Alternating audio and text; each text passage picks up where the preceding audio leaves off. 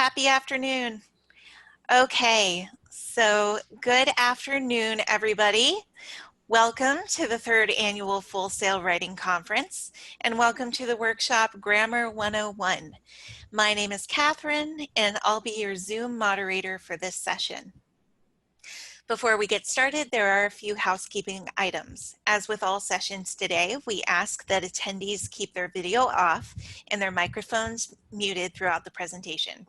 Of course, if you have any questions for the speaker or just questions in general, please type them in the chat and I will relay them to the speaker when the time is right.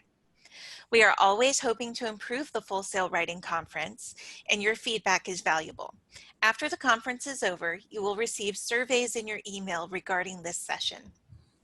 For each survey you complete, you will be entered for a chance to win fabulous prizes, including gift cards or Full Sail swag, so please keep an eye out for that in the next few weeks.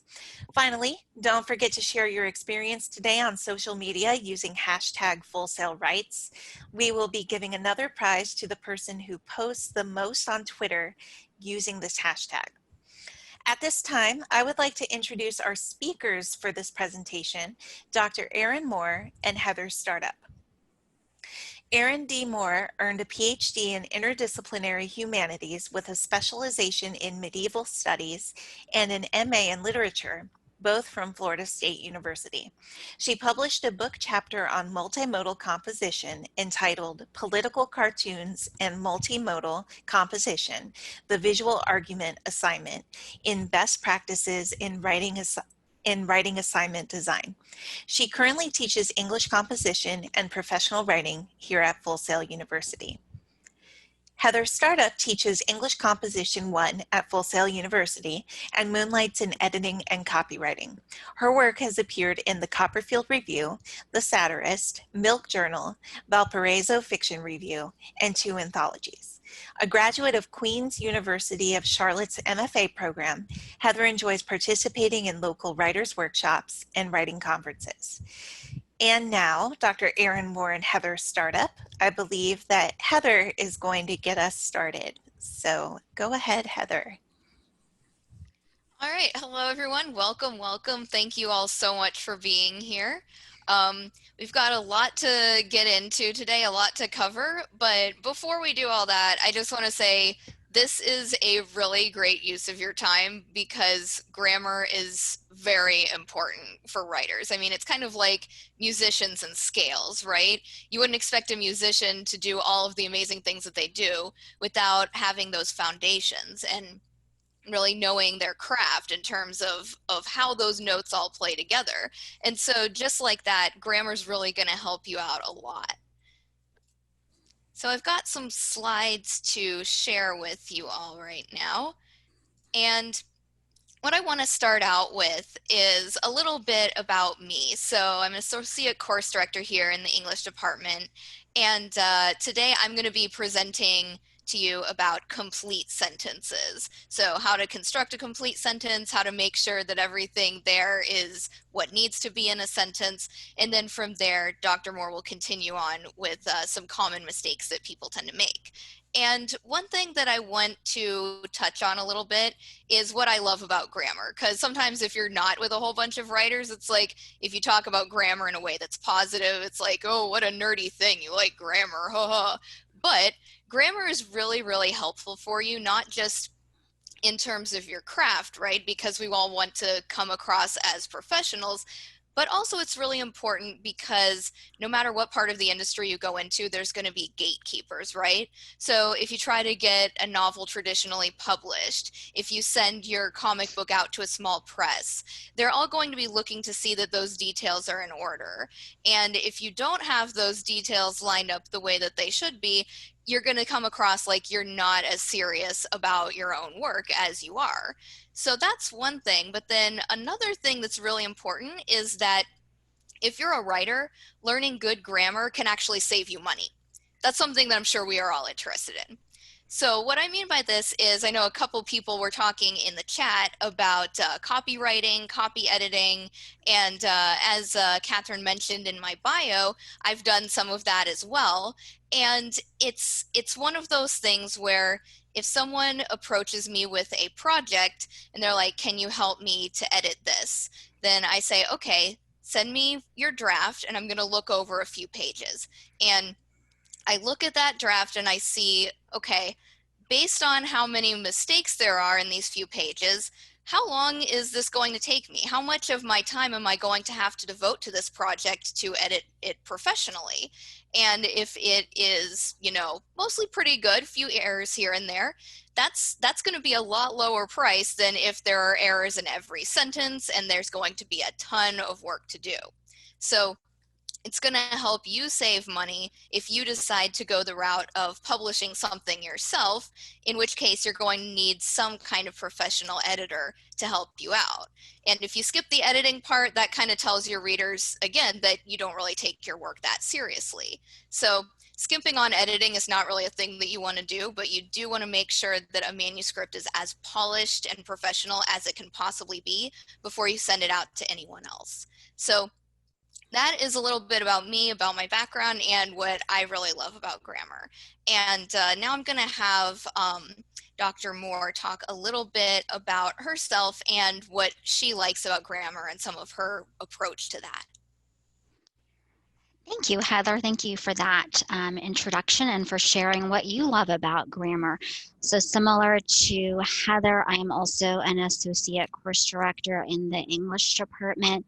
I'm going to be covering some of the common mistakes I've been seeing in the chat that, we're having some issues with the commas. So we will definitely be covering that today. What I love about grammar, as Heather also mentioned, is the fact that it really does get your work noticed. Sometimes people think it's not really that important, or my content is really what I want to be focusing on. But many people from many different industries have come to me and said, learning to write well, learning to write grammatically correctly has really helped my career. So I think that that's really important to remember, that if you're writing correctly, that is going to get your work noticed. And I think I'll just stop there since we do have a lot we want to cover today. So I'm going to turn it back over to Heather. All right, thank you, Erin. So what we're going to talk a little bit right now is kind of what to expect from our session. First of all, as you can probably imagine, we're going to be talking about a working knowledge of standard American English grammar. So working knowledge is not absolutely everything. It's not like a boot camp or a finishing school, but it's going to give you an idea of the right direction to head in, and hopefully it'll inspire you to keep researching, keep reading, keep studying, keep perfecting your craft, so that as you're writing those amazing stories, you can make sure that they're polished enough so that other people will feel welcomed into your work. Also, you're going to get an understanding of when and how to break the rules. This is something that a lot of writers think about, right? We have these little creative things that we'd like to do a little bit differently, and we're wondering, is this going to work for me? Also, we're going to be using some vocabulary terms, not just be like, oh, this dependent clause is used wrongly, let's move on now. But we're going to talk about what those things actually mean and how they fit together in a sentence. And so, like I noticed someone in the chat was asking about run-on sentences. So knowing some of these different terms, that's really going to help you to be able to proofread well. And another thing about knowing these vocabulary terms is some people like them, some people don't, but it can help you a lot when you are talking with a copywriter or copy editor. So if you've hired someone to help you publish your work, or if a traditional publishing house has decided to take on your novel, then they may have some comments like, I noticed you have a lot of fragments. And then you're going to have to know, what does a fragment mean? How do I want to incorporate that into the rest of my sentences? So knowing those terms can really help you out in the industry. We're going to be talking about some examples of grammar and mechanics in action, so giving you a look at what they look like. And then at the end, we'll have some activities to help you practice. If we don't have time for the activities, we do have some resources that we're just going to drop in the chat, and you'll be able to do those activities on your own. So, a few things about breaking the rules, because I know this is always of interest to creative professionals. So, one thing that you want to do is ask yourself, is this a good choice to break the rule in this case? So are you asking your grammar or your mechanics, like your punctuation or your italics or something, to be doing something that your content should do? This is some advice that I received when I was in undergrad, and it helped me out a lot. So for instance, there was this one thing I was doing where I thought, I'm going to be artsy. I'm going to use commas a little bit differently than the rules say. And my professor was like, I really don't like this. And I was like, well, here's what I'm trying to do with it. And she's like, it's not working on the page. Try it the right way, like the official way, see how you like it, and then decide what to do. And I took her advice and I said, okay, let me just change all of these. I read my draft back and I was like, wow, that is actually a lot better. It didn't add anything to break the rule in that case. So it's always a good idea to ask yourself, does this really work the way that I want it to? So here are some examples of what this might look like. So let's say we have this line of maybe somebody's novel. Tom flung his drink across the room. It sailed into the wall and shattered on the floor. I hate you. That last part is in quotation marks. Now, look what happens if we change up some of the formatting there.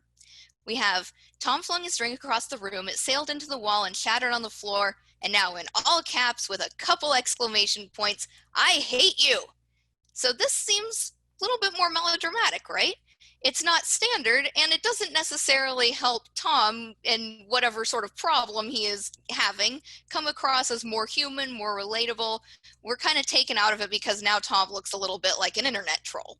So keep these kinds of things in mind when you are looking to break the rules. Ask yourself, what's this doing for my work? Does it work well?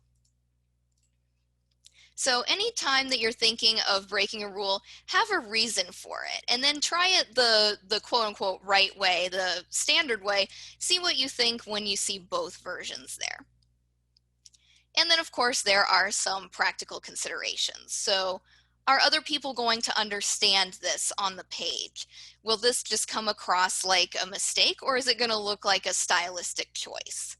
And then another thing that I recommend, just because I have been on that copywriting, copy editing side, is make a nice little list of how you break the rules.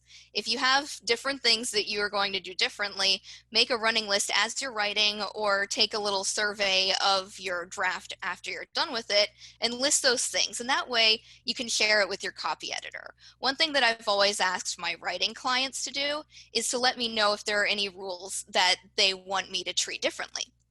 And usually they say, no, it's all fine. Just do whatever's correct. And then I do what's correct. And then they come back and say, oh, well, I didn't mean this thing. I meant to do a different thing here.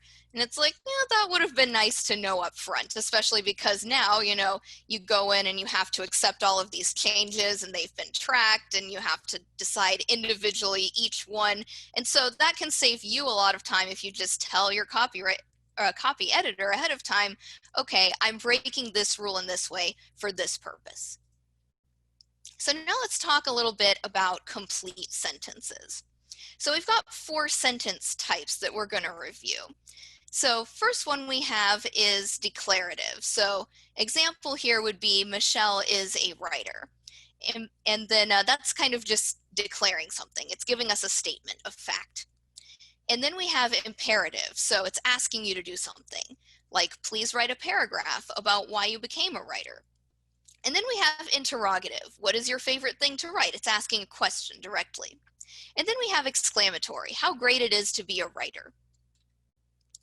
And then each one of these sentences has 2 basic parts. So we've got a subject and we've got a predicate no matter what type of sentence we have. So if you ever find yourself getting lost in a sentence, try to start by asking yourself, where's my subject, where's my predicate? And that can help you break things down a little bit more. So let's look at some declarative sentences. So we have our example, Michelle is a writer. Our subject is Michelle, she's doing the action of being a writer. So our predicate is simply is a writer. And then we have our imperative sentences. So this one says, please write a paragraph about why you became a writer. Our subject is you. It's implied that you are the one being addressed. And then we have our predicate. Please write a paragraph about why you became a writer. This one throws people a little bit, so just remember imperative is always going to have the you as the subject. And then we have interrogative. We're just asking a question here. And these will always have a question mark at the end. So this says, what is your favorite thing to write? The subject is actually your favorite thing to write in this case. And the predicate is what is. And this seems a little bit backward if we look at it from the perspective of the other sentences that we've seen. But you can make it easier for yourself by rewriting this if you get a little bit lost in one of your own sentences that you're editing. So if you were to rephrase this as a declarative sentence, it would be, your favorite thing to write is what? Or to make it a little bit simpler, your favorite thing to write is blank. So when you rephrase it like that, you can see that your favorite thing to write is going to be the subject of that sentence. And then we've got exclamatory, which is a little bit different. We don't see a ton of exclamatory sentences, especially not in academic writing, but we might use a few in our own creative projects. So if we have this sentence, how great it is to be a writer, we have our subject it, and our predicate is how great to be a writer. And again, this is a little bit of a funky kind of structure here, so we'll make it easier. We'll look at this in a little bit of more of a declarative sentence type of order. So if we were to say it is how great to be a writer, or if we have like a little blank there in place of how, maybe we were to say it is so great to be a writer. We would know that it is our subject right there. And that makes it a little bit easier to understand this exclamatory sentence type, which can be a little bit tricky sometimes. So now let's look at some building blocks of sentences. And these are definitely some vocab terms that you're going to want to have in your back pocket. If you don't remember them all and retain everything after this hour, that's perfectly fine. Just jot down these terms or take a screenshot or something, and then that way you can remember, okay, these are some things that I'll want to know about. So we've got a couple of clauses. We have independent and we have dependent clauses. And then we have phrases, and we'll go over what each of these means and have like some examples. So independent clause, we've got a subject and a predicate, contains a complete thought. A nice way to put this is it can stand on its own as a sentence. So for instance, we have Michelle is a writer. This has our subject, Michelle. It's got our predicate, is a writer. That's a complete thought. We know something about Michelle now. That can stand on its own. And then we have a dependent clause. Now this one's a little bit different. We have a subject and we have a predicate, but we don't have a complete thought. And this may seem a little bit weird. How can you have a subject and predicate and then we don't have a complete thought? What's happening? So there we see that the difference is that a dependent clause can't stand on its own as a sentence. So let's check out this example. We have, because Michelle is a writer. Now we've added a little bit of information at the beginning, and suddenly this raises a little bit of a question for us. We know that there's some kind of cause and effect happening here, but we don't really know the other side of the equation. We know that Michelle is a writer and this is causing something, but the sentence does not tell us what that something is. So this is a dependent clause because it can't stand on its own. We don't really know what the rest of that thought is. And then we've got phrases. This is a little bit different. We've got a grammatical unit, but it can be in the subject or the predicate. So part of one, part of the other, it's not going to have a whole sentence in it at all. So we do not have a complete thought here. Can't stand on its own as a sentence. So here are some examples of phrases. We might have a writer. Obviously there's no action there, no predicate. That's just a phrase. And then we've got a paragraph about why you became a writer. So if we look at that and boil it down to what can we visualize here, we've got a paragraph. So you can imagine like you're reading a paper and you've got a nice little block of text like this. That's a paragraph. We can imagine what it looks like, but we have no idea what's happening with the paragraph, if somebody's writing it, if it's already been written. We don't know what's happening there. So that's a phrase. And then we have your favorite thing to write and to be a writer. So these are all examples of phrases. They are not complete sentences. We don't have dependent clauses because they don't have subjects and predicates, can't stand on its own. These are phrases. So now let's go over some of these different word clusters. feel free to respond in the chat about what these word clusters are called. And we've got our little answers down here in the answer bank. We have phrase, dependent clause, independent clause. Let's look at this first one. After Michelle began writing. Is this a phrase, a dependent clause, independent clause? All right, you've got a few different answers. I'm glad nobody said independent clause because this is definitely not a sentence. But what we want to look for here is, if I take away this beginning part, would I have a sentence? Michelle began writing. That's a complete thought, right? But then I add that after, and suddenly it's not a complete thought. We know there's something else that happened in this timeline of events, but we don't really know what. So we're going to call this one a dependent clause. Let's look at another. We've got, does her novel have too many velociraptors? Which one is this? Yes, this is independent. We can tell that this is an entire sentence. Never too many. Do we have? Yes, phrase. So this definitely does not have a sentence anywhere in it. How about this one? Novels may feature velociraptors.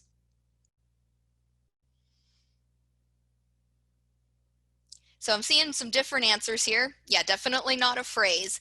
But here we have an independent clause. And that's because we have our subject, novels, and then we have our verb, may feature, and then we have the idea of what does it maybe feature? Velociraptors, of course. So we've got our entire thought right there. Now we have, even though she had no idea if that comma really belonged there. Yes, this one is dependent. So we have a complete idea here. She had no idea if that comma really belonged there. But then we have this idea of contrast introduced at the very beginning with that even though. So we know that there's a complete sentence in there, but it's dependent because we're adding something else. We're opening up that little question of what's happening here. So this is a dependent clause. So now let's talk about when things go wrong in our own writing. When we're trying to make a complete sentence, there's a couple ways that things can go in a different direction than we want. We've got run-on sentences, also called run-ons, and we have fragments. So let's look at a few things. First of all, sometimes people think that run-on sentences are run-ons because they run on and on and on and on, but it's not really about length. You can have a long sentence and it's completely grammatically correct. But what's happening here is there are too many independent clauses and they don't have the right kind of punctuation or verbiage in between them. So we've got some missing punctuation or some weak punctuation. And we'll go through what we can see in terms of examples for each of these. So maybe we have some missing punctuation. So we have Michelle wants to be a professional writer. She is really good at it. There we need some punctuation, right? It's missing entirely. Or we might have some weak punctuation. Michelle wants to be a professional writer, comma. She is really good at it. This is something that's called a comma splice because we're trying to kind of splice or glue these different pieces together with a comma, but that glue is not strong enough to hold together two independent clauses. They're independent. They need something stronger to bring them back together. So let's look at some examples of how we could fix this. We've got some strong punctuation. Michelle wants to be a professional writer, period. She is really good at it. This gives us a strong enough punctuation right here to just end the sentence and start a new one. And then we've got a good suggestion in the chat. We could also have a semicolon. Michelle wants to be a professional writer, semicolon. She is really good at it.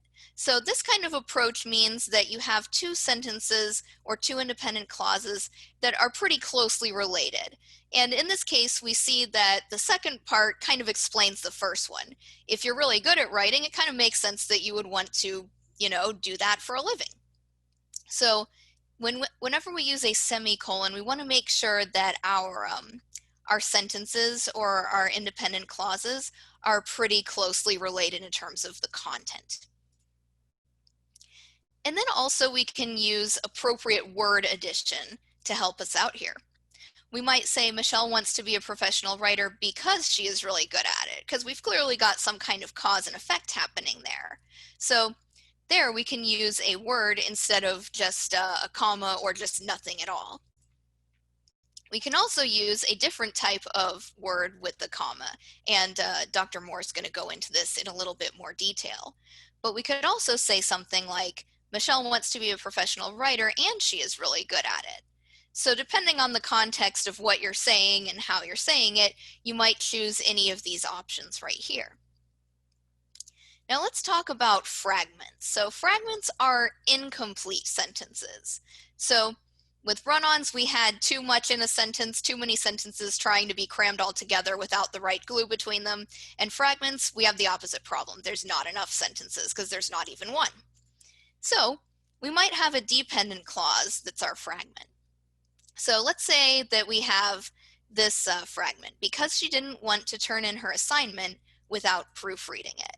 So like we saw before, if we just tack on a because at the beginning of a clause, that doesn't make it able to stand on its own as a sentence. So because of that, this needs some fixing up. And then we have the possibility of a phrase being our fragment. So notice how long this fragment is. The assignment she thought was really good even though it had a few mistakes she didn't catch. A lot of words there, but it's still a fragment because basically we just have the assignment. That's the only thing we're visualizing right here. We've got a little bit of information about the assignment, but it's not really doing anything. Nobody's doing anything to it. It's just a phrase. So let's look at how we would fix our fragments here. Kind of like we did with run-ons, we've got some options like subtracting or addition. So let's say we just take off that because at the beginning.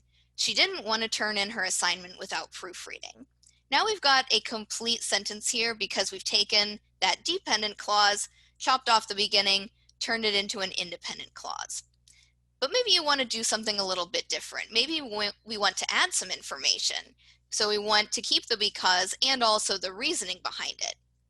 So we might have, she was late because she didn't want to turn in her assignment without proofreading it. So now we've seen a couple of different options how we can add or subtract some information there to fix our fragment. And then we can also fix it by integrating it into the surrounding sentences. This is a little bit more complex, and it usually has to do with when you've broken your sentence somewhere that it shouldn't be broken. So let's see this other example instead. She stayed up all night working on it. The assignment she thought was really good even though it had a few mistakes she didn't catch. So this is the one with that really long phrase. So here we've still got that fragment there. It needs some punctuation. It needs to be integrated into that idea. So here's one proofread option. She stayed up all night working on it. And then we've got our dash there. The assignment she thought was really good even though it had a few mistakes she didn't catch. So here we have this whole thing right here, the assignment. This refers back to it. We also might try this option. She stayed up all night working on the assignment she thought was really good even though it had a few mistakes she didn't catch. So here we've removed that idea of it altogether because we don't really need that word. The thing that's describing it comes right after, so we can just cut it out entirely. And then finally we have, she stayed up all night working on it, comma. The assignment she thought was really good even though it had a few mistakes she didn't catch. So in this one, we have this whole long description of it coming right after our comma here. So this is how you can use these ideas of sentence building blocks of clauses, phrases, different types of clauses to help you avoid making mistakes. And if you have made them, you want to make sure that you take out those mistakes and edit them appropriately. I think we've got a good question here in the chat. This isn't a comma splice because it starts with a dependent clause. So in this one, we have, she stayed up all night working on it. This would actually be an independent clause because it could stand on its own as a sentence. And that's why it's not a comma splice, because we've got the whole rest. Okay, good. I'm glad that's clear. Just wanted to make sure. All right, so that's really all I have about making sure that these are all complete sentences. Oh yes, Chris has a nice little throwback reference to, oh, what was it? Schoolhouse Rock with the, yes, conjunction, junction, what's your function? I remember it now. Now the song is going through my head. All right, I'm going to go ahead and turn this over to Erin, and she's going to help you all with kind of some common mistakes that student writers and even professional writers tend to make. Thank you, Heather. Yes. So Heather provided a really great introduction, and I'm going to be continuing to talk about some of the things that she started. So if we could go to the next slide, please, Heather. Thank you. And the next one. We're going to in this first part of the session. Now, there are a lot of comma rules, a ton of them. Today, I'm only going to be talking about a few that I see the most in student writing and also in editing projects that I work on. So we have here an incorrect usage of a comma. So Bob, the tired college student, headed to Starbucks because he would never make it through the day without a venti mocha latte. So in this sentence, we don't really need that comma before because. It's interrupting the sentence. So the number one comma rule that I try to convey to students is that look at the sentence. If you don't need a comma, then consider just leaving it out. So the number one comma rule is clarity. You want it to clarify the sentence rather than making it more confusing or interrupting the flow of the sentence. Let's go ahead and look at the correct example. Thank you. So Bob, well, he is the tired college student. So we have a comma after his name. Bob, comma, the tired college student. We see the rest of the sentence flows very well. We don't need any additional commas after the one that is following Bob. Right, so our next example. Thank you. Bob screeched into the Starbucks parking lot and almost collided with an F-150 that was backing up. Now here, a comma is needed, but it is misplaced. And I do see this quite a bit in student writing where the comma is placed after that conjunction. We were just talking about these. So the comma actually needs to go before the conjunction. Or actually, we don't need this at all in this example. My apologies. So there would just be no comma here at all in that example. Right. Next example. Although he was exhausted, he managed to drag himself to the door of Starbucks. So this goes back to Heather's example of these introductory phrases or those dependent clauses. Although is not the full introductory clause. So the full clause is although he was exhausted. So that is modifying our subject of he. Right? And now we're going to talk about some comma rules, and these are really going to be most appropriate to all of you as writers. So one of the first comma rules is to introduce dialogue. So when we have an attribution, Bob said, and then what did he say? I need coffee. Okay, our next slide, please. Also, the introductory phrase, we've already been talking about this in this session. This is also a dependent clause. Ignoring Bob, the lazy Starbucks barista twisted her hair and bared her sharp teeth. Okay. And then a direct address, when you are directly addressing somebody, calling them by name. So unnerved by the barista's toothy grimace, but needing coffee nonetheless, Bob said, and he's directly addressing Shirley here, Shirley, will you please take my order? So that is another comma rule, okay? We also are going to use commas before a coordinating conjunction, which we see here with fanboy. So whenever you have one of these words, most likely you're going to need a comma if you have a complete sentence following the conjunction. So Shirley rolled her eyes and she walked outside to take a break. So Shirley rolled her eyes, that could be one sentence. And then also another complete sentence could be, she walked outside to take a break. and she proceeded to drink some red juice. Right, next slide, please. We also want to use commas if we are including extra information in the sentence, and that information is not really needed grammatically in the sentence, but it's just providing some additional information to the reader. So the college student, comma, annoyed at the poor service, got into his car and went through the Starbucks drive-thru. So we have these commas here because you could take out annoyed at the poor service and the sentence would still make sense. You could say the college got into his car and went through the Starbucks drive-thru. That would be one complete sentence. Annoyed at the poor service is extra info that has been added to the sentence. All right, and then next slide, please. Right, so those are some comma rules. Now we're going to go on to capitalization mistakes. Now we see these all the time, and capitalization mistakes can be kind of confusing. Sometimes you may be wondering to yourself, I don't know if I need to capitalize this or not. So my advice is to just get into the habit of looking up this information online or in a writing manual to just clarify that for you. I personally look up information all the time just to double check that I am correct in my capitalization. So if you feel like I just can't remember all these rules, well, don't be concerned, just look it up. All right, so in the sentence, we have some capitalization errors. And sometimes, you know, a word is really important to us. We really want to highlight that, or we want to let the reader know that we think this word is really important.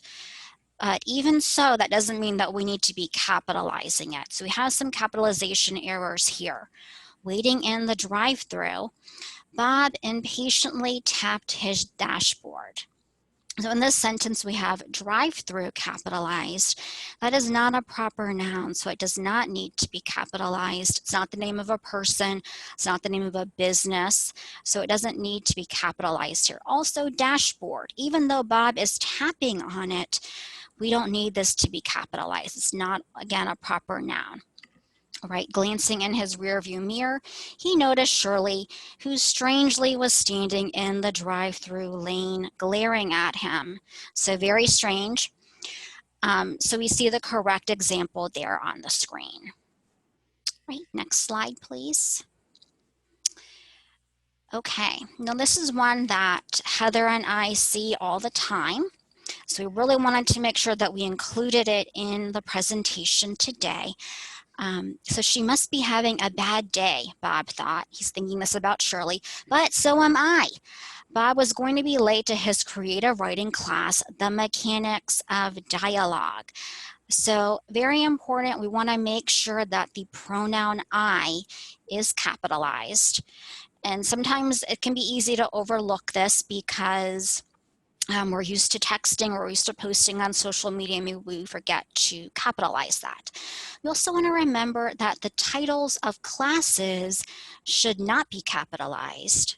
Or no, the titles of classes should be capitalized, but our degree programs should not be capitalized. So this is another issue of something that I personally look up all the time. So if you're like me and you feel like I've got to look this up, well, you're not alone. So don't feel bad about that. Okay, so, and then we have our example there in the bubble. All right, so another capitalization issue. His course director would not be happy and would probably deduct some GPS points. So another issue we see all the time, job titles should not be capitalized unless the person's name is coming after them. So if you're saying course director Jenny Jarvis, it would be capitalized. Oh, can we go back, please? Sorry about that. There you go. That's okay. And then GPS should be capitalized. This is the name of a program at Full Sail. All right, so we see the correct example there on the screen. And so now we can go forward. Thank you. So this would be a great slide to take a screenshot of some things that we should be capitalizing.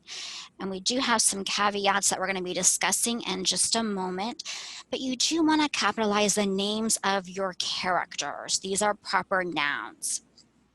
You also want to capitalize the names of places. Now, this is not just any place. You don't want to be capitalizing river or building or job site. This should be the name of a business, the name of a museum, the name of specific locations on the Full Sail campus.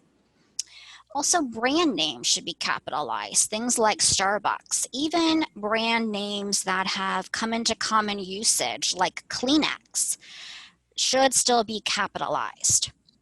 Months should be capitalized, also, and then the names of languages. So we're ready to continue. All right, so don't capitalize. This is another, we have a series of these don't capitalize slides. So seasons like fall, winter, spring, you don't want to capitalize these unless they're part of an event title. So if you see Fall Festival 2020, fall is part of the event title. So it would be capitalized in that instance. So we're ready to continue, please. Right, the names of family members. This is one that we see students having issues with a lot.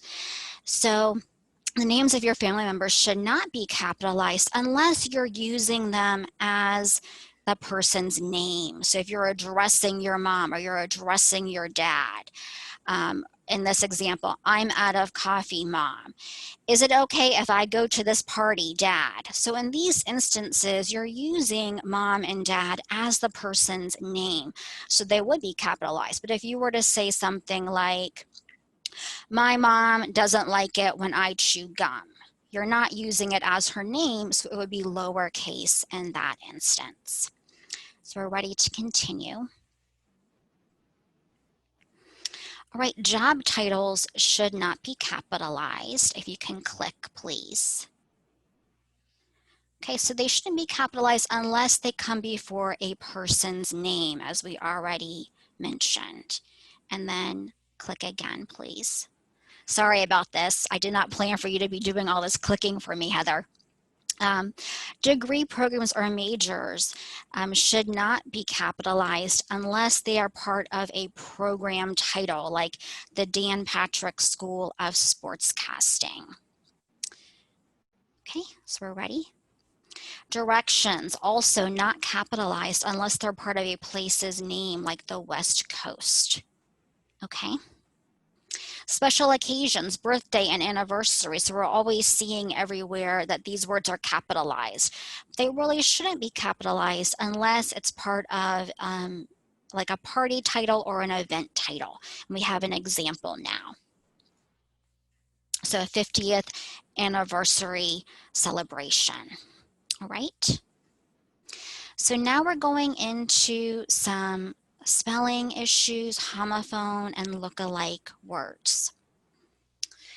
All right, so we have a spelling mistake here. So losing GPS points was the least of Bob's concerns. Shirley was now running behind his car. He zoomed into the nearest parking space and ran to his class, his latte sloshing over his hand a lot. So we have a couple of spelling errors here. Absolutely. So Alicia is saying in the chat, no should really be now, as we see here. So we're confusing those two words, even though they kind of sound a little bit alike. And then a lot. Remember that a lot is two words. Okay, Cami has a great question. Why is it not a semicolon?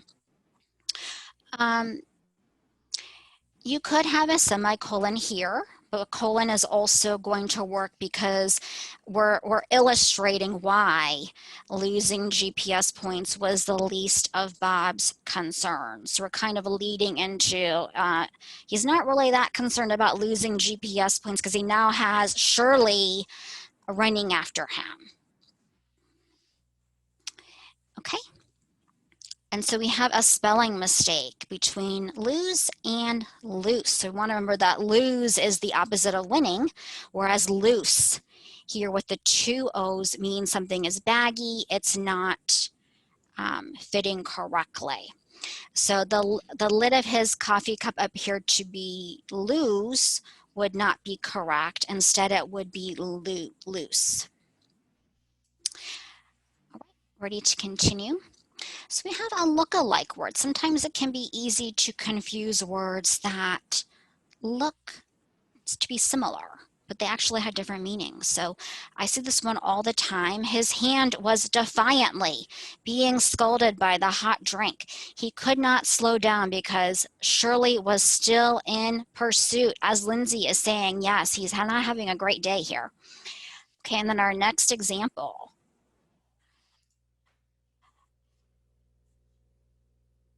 That means you're acting in opposition. We want definitely, meaning this is actually happening. So his hand was definitely being scalded. We're ready for the next. And as Heather is saying, the oatmeal has some great explanations of semicolons, and that is actually in our resources link, which we will be sharing. Look-alike words. So he reached the door of the classroom and pondered rather he would prefer to enter the classroom or confront Shirley. So sometimes people confuse rather and whether. And I think these words are not really homophones. They don't sound exactly the same, but I think they can be confusing because of how maybe people pronounce them. So let's look at the correct example. So it should be whether because he's pondering between two different choices here. Right, and our next example. So now we're moving on to our homophone mistakes. So he grabbed the handle, pulled open the door, and then went inside.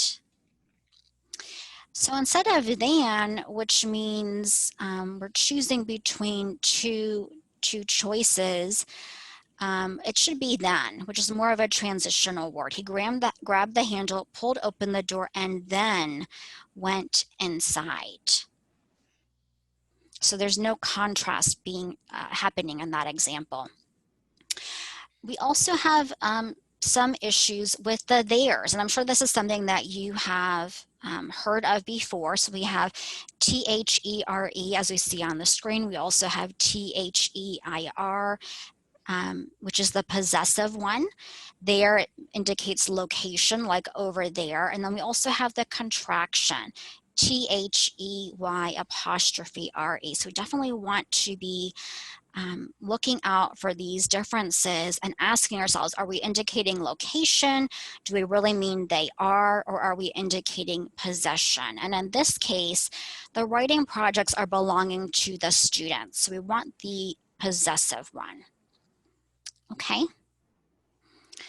All right, another homophone mistake with the its. So we want to differentiate. Do we want the possessive one, I-T-S, or the one for contractions, I-T apostrophe S? So a good way to differentiate between these two is to ask yourself, can I put the words it is in the sentence or not? If they do not make sense, you probably want the possessive one without the apostrophe. Okay, and now we're moving on to apostrophes. Shirley said, "Stop working on those assignments. I've come to suck your blood. Oh no." So we need to make sure we're including apostrophes in contractions like I've. So instead of IVE, we want I apostrophe VE. Assignments, this is not possessive. It's just a plural word, so we do not need that apostrophe there. So we can take that out. Right.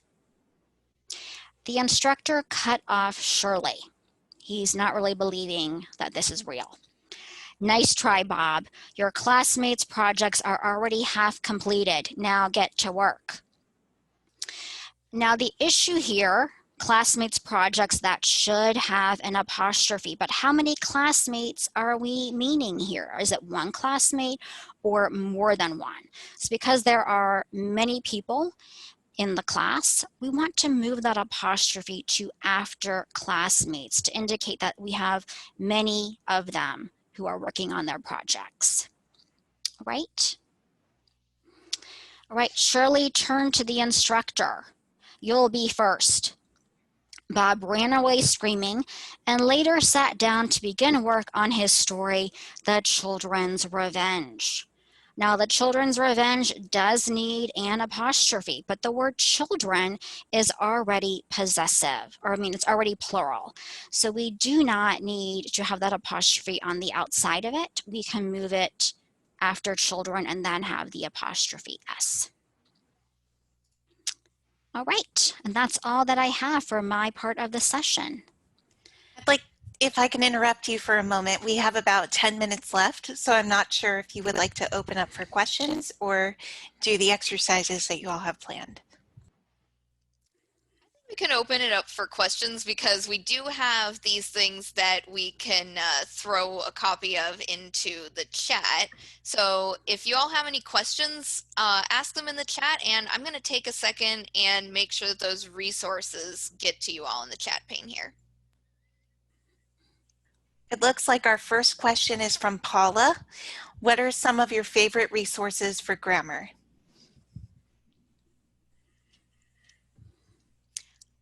For me, I do like the oatmeal because it sticks with you, and it's very accessible and it's fun, and so it's not the most concise thing, but it's very entertaining as you go.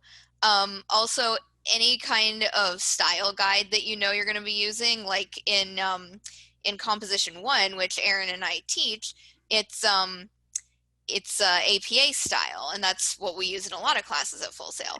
And so it's going to be something where it's a little bit different, you know, here and there among different style guides for some of those very small details. But when you look at these overarching things that we've presented here, it's going to be the same across the board for any kind of standard American English source. We have two questions from Erica. What is passive voice misuse, and when can a comma be used before a conjunction?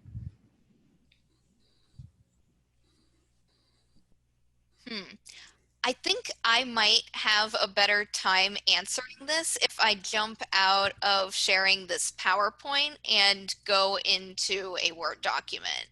Do y'all mind if I do that? Go for it. All right. Okay, so jumping on out of here, I'm gonna go ahead and open up a nice new blank document. And let me make sure I have a really good idea of the question here. So we've got, what is passive voice misuse? So here, I'm gonna go ahead and share my nice blank document with you all. I think what you're talking about here is maybe the over-reliance on passive voice. So here's let me make this like giant so you can all see it. Here's a really common one, right? So mistakes were made. It's grammatically correct. We have our subject here, mistakes, and then we see that the predicate is were made. The mistakes here aren't doing anything. Something is being done to the mistakes. They're being made. But here we have this idea that there's some mistakes, somebody made them, we don't know who made them. So people don't really like this kind of use of passive voice because it's being used to hide information instead of giving it. So we have that idea, mistakes were made by who? We don't really know here. So I think that's where, correct me if I'm wrong, but that's usually where that question is coming from, is the idea of what's happening here is not being conveyed very well. Dr. Moore, do you have anything to add to that? Yes, I think I wouldn't really say that passive voice is grammatically incorrect, but sometimes it can really make your sentences a bit longer. And as Heather was mentioning, you're not really sure who is performing the action. Sometimes passive voice is used on purpose because we aren't sure who did who made the mistakes, or we don't want to put the blame on someone. Like that could maybe get us into trouble. So I think that there are some reasons for using it. Yeah, there's definitely reasons for using it, and it can somewhat be a stylistic thing, but generally readers want to see active sentences. That doesn't mean that everybody is like always jumping out of planes and that you can never use the word is or something. It just means that we like those subjects to be doing something rather than, let's see, another example here is like if you say, let's go with Timmy threw the ball, or the ball was thrown by Timmy. Like they both make sense, but one is wordier, one is very clear and action oriented. I think most people kind of prefer that first one. I mean, if you are in the sciences, I know that they do prefer because they see it as being more objective. I mean, I don't think that necessarily applies to our conference today, but some disciplines do prefer passive voice, just as a heads up. Yes, that's true. I think we also got the question about commas and coordinating conjunctions. So here, let me go ahead and clear this so that we can have a nice clean screen. If we say something like, let's see, Timmy threw the ball and it hit Bobby on the head. I love how my sentences are just violent all of a sudden, but this is where we're going right now. So here we've got our comma and our coordinating conjunction right there. We could also say something a little bit differently. So we've got this. What if we said, so it hit Bobby on the head? So you can see that we have different examples of how those coordinating conjunctions can be combined with a comma. So remember, any of your coordinating conjunctions. So again, going back to this idea of fanboys. So for, and, nor, but, or, yet, so. These are the words that are going to be used with commas. If you have some other kind of conjunction, maybe a subordinating conjunction, it's not going to get that comma. Can you say what a subordinating conjunction is? I suppose so. That's a fair question. Yeah, I try to avoid just diving into all of the terms, but if there's, that's a good question. So a subordinating conjunction is basically something that's going to make the next part of the sentence into a dependent clause. So let's say,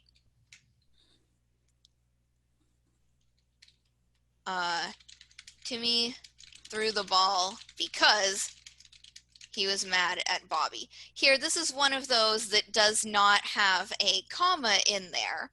And that's because we have this this word right here that is not one of our fanboys. The B is for but, not because. And so because this is not one of our coordinating conjunctions, it does not have a comma. So what it does here is it makes this part of the sentence, because he was mad at Bobby, this is now a dependent clause. And when we have our independent clause and then our dependent clause, we're not going to have commas in between. Thank you.